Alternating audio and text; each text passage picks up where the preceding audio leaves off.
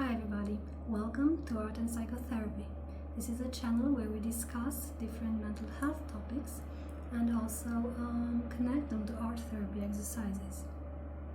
So in today's episode I would like to talk to you a bit about happiness, health and self-transcendence in the sense of morality, and what they mean in today's society and what they mean psychologically for us.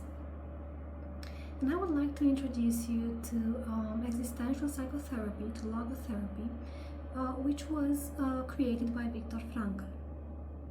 You might have heard of him. Viktor Frankl was a survivor of the Holocaust.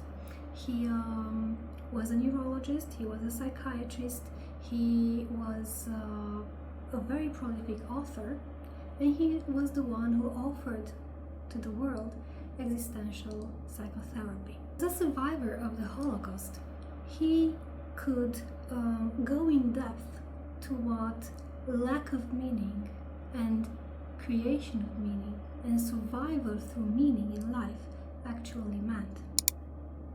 And he's very well known for his book Man's Search for Meaning. And you should know that when the Holocaust happened, he put the manuscript for his book in his coat, and he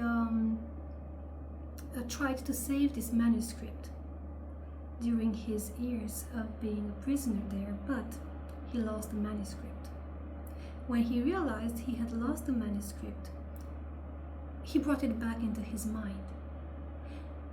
And during those years of imprisonment, for him this was clinging to meaning, knowing that he has a book, he has a message to the world, that from all his years of professional experience as a neurologist, as a psychiatrist, in working with people who are suffering, he had a message to send to the world. And this message, sending this message, was being delayed.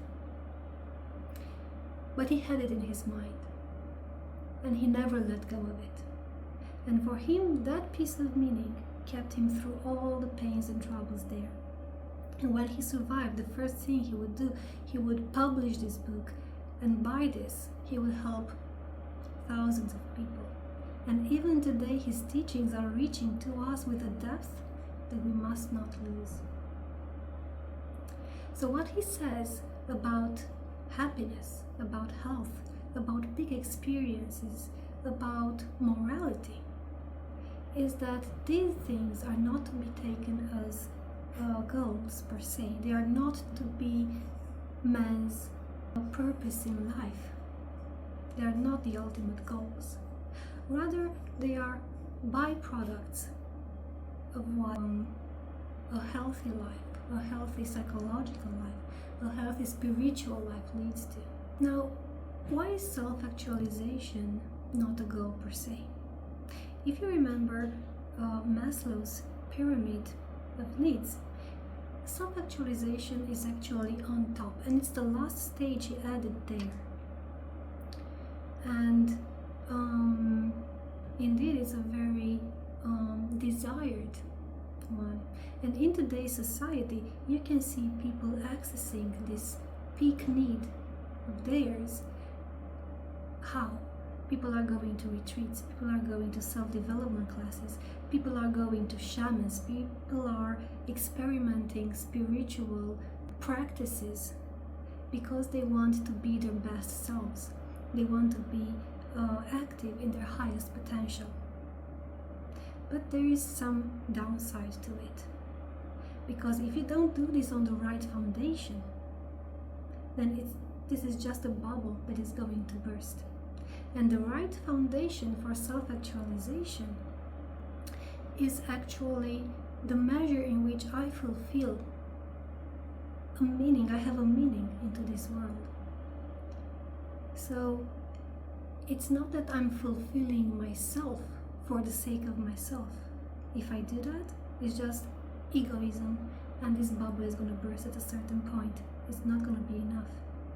But actually, I do things in order to become the better me, in order to be able to offer people something better.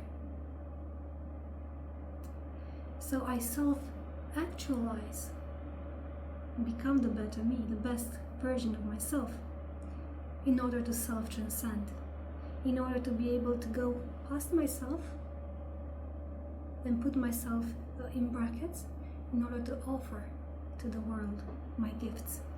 The causes we embrace are the causes which make us self-transcend, that make us become aware of the fact that the ego is not so important as what we're working for, as the cause we are working for. And a mother is very close to this feeling. A mother is very self-sacrificial. A mother understands how self-transcendence works. She would sacrifice her sleep, she would sacrifice her life, she would sacrifice her basic needs so that another being, a helpless being, would be protected and fed and nurtured to life and growth and fulfillment. And this is just an example, but we can see that in other areas as well. So, what do people actually do in these modern times we're living? People look for self-development and self-actualization to be their best selves, but they do it for egotistical purposes. And if you've noticed, it's all connected about the money. How can you be a spiritual in order to attract more money in your life? But why would that be? There's not a self-transcendent why behind it. If there were, it would be much healthier, first of all, for the individual. So we see people seeking for big experiences or for mere happiness in manners that sometimes are concentrated upon the ego, or in manners that lead to addiction. So they take shortcuts. The shortcut here would be using addictive substances, using drugs, using stimulants that help the brain feel in a certain way. But Viktor Frankl has a very strong opinion about this. He says, if you take the shortcut there, you've missed all the point of being self-actualized and being self-transcendent and being connected to your meaning in life. It's not that. You have to work for it. You have to earn every step of the way. There's no shortcut for this. You have to be willing to do the work within yourself, so that when illumination comes, it is earned, not stolen. Now, what about health? Many people say that health should be the main target. But Viktor Frankl says that if health becomes your main target, then you are already sick. Health should also be just like happiness and just like self-transcendence and big experiences. It should be a result, a natural result, a natural flowing result of your whole life, of the balance you have put in your life, of the balance you have put into your psychological life. So health would be not a goal in itself. You don't have to be healthy just for the sake of being healthy, but you should strive to be healthy in order to fulfill your roles. So a mother would say, I wouldn't do sport because I don't have time. But wouldn't you do sport and take care of your health if you knew that meant you could take better care of your children? That could make you a better mother. So this is how you actually take a goal, health, that many people desire, and you put it below a higher value in a hierarchy. Now, what about moral conscience? Is that to be an aim in life per se? Of course, we all want morality and rightness and fairness, yeah? We all want the world to be fair. Well, the world is not fair, and for good reason. But the strive to be morally perfect is just as hurtful as the strive for pure happiness and pleasure. Why is it hurtful?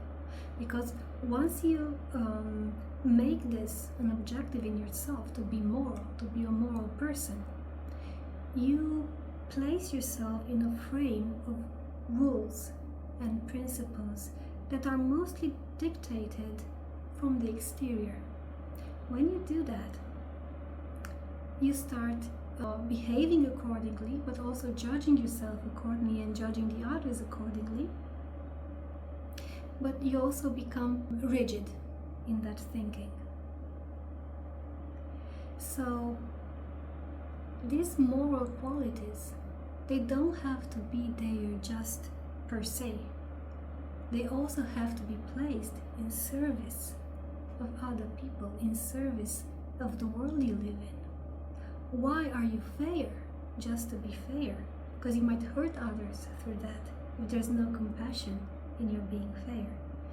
So you remember Solomon's story. God asked him to express his desire for gifts, and Solomon said he would like wisdom from God, wisdom so that he could be a good judge of his people. And he placed his desires, his aspirations in service to other people, and by doing that, God actually granted him many other gifts. And this teaches us, of course, that when you look for moral traits to develop inside yourself, you should also place them in a relationship of service to the world. So our meaning in life is never being an island, never being in isolation from the others. Our meaning in life comes in relationship to other people, in the relationships we establish with the family members, with the friend circle, with society per se. And what we have to do is look around us and see what our roles are, first of all. What roles do you fulfill? What hats are you wearing?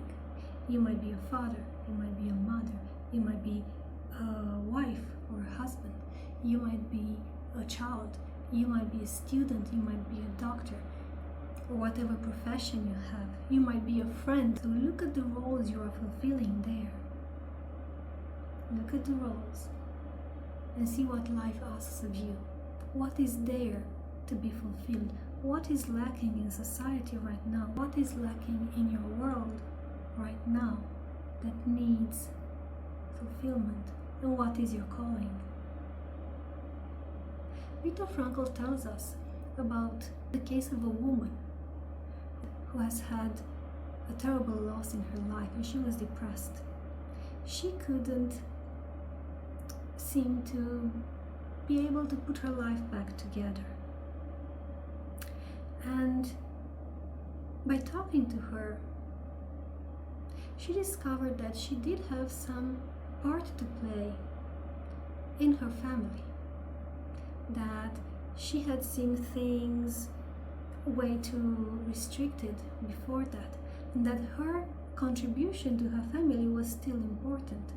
She could be in a giving and caregiving role, and that gave her meaning, that pulled her out of her lack of meaning, and that made her see that her actions do have impact, although in a smaller circle, but they do have impact and are required and necessary and irreplaceable. Now, for the art exercise, I'm going to invite you to take a big piece of paper and draw yourself in the middle of it. And think of the roles you are fulfilling, and think of the desires you have for your own life. Did you also find yourself looking to be right just to be right, looking for happiness just to be happy, looking for your best self just to know, so you have ticked that and said, okay, this is my best self, or looking for your health just to be healthy? And I invite you to look at your roles and connect these goals to something larger. Like, I want to be healthy because it's important. Being healthy ensures that I am able to be an active mother for my children. Or I want to be healthy because doing that I can do my profession better and I can help people. Or I want to be my best self and work on myself and self-actualize, because by doing that I can help people out in my community.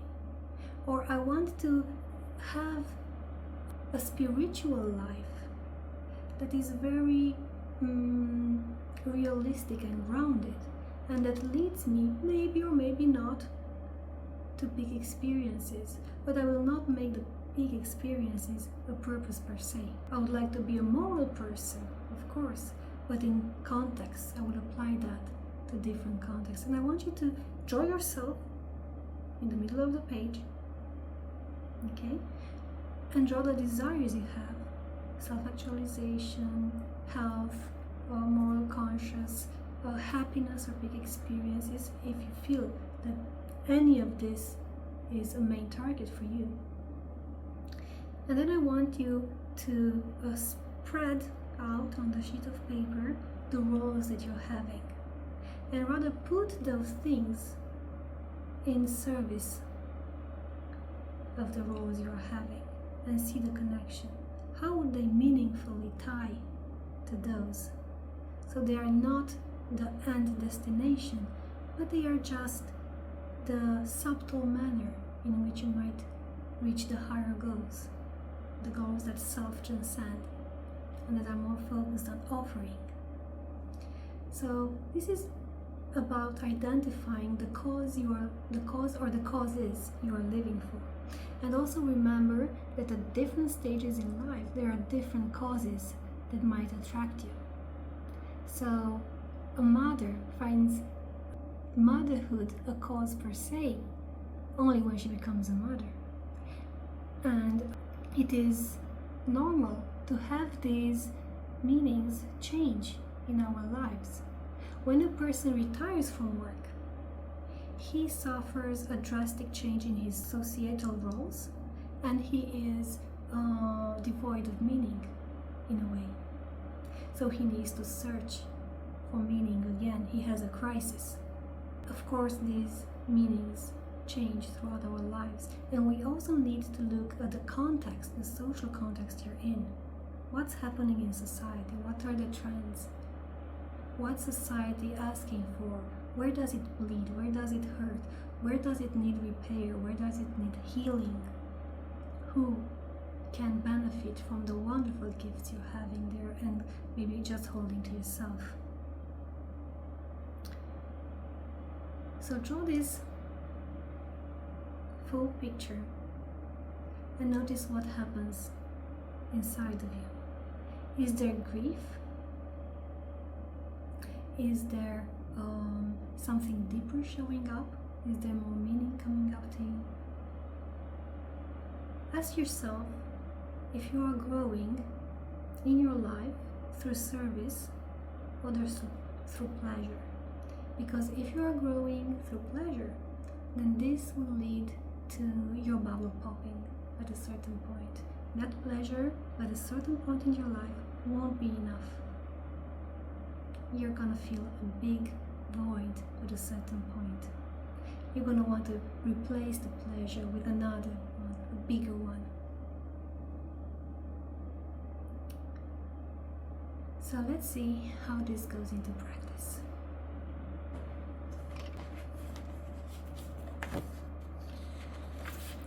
So take your paper and represent yourself in the middle of the paper.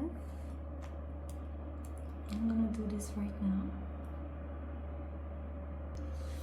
So this is how the final drawing looks like for me. It depicts me in the center and the main desires, the human desires that we have. The desire for morality, for being healthy, for self-actualization, and for happiness. They're all represented here in the exterior.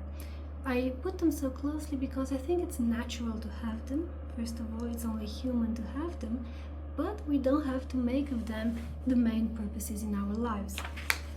And with the arrows, I have connected these desires to higher goals, to higher values that are referring to other people, that are referring to society, that are referring to social roles more. Because this is where meaning stems from.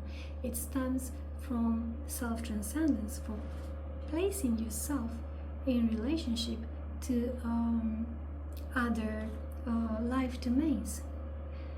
So as long as you know your why do you need to be healthy? What would you do with your health?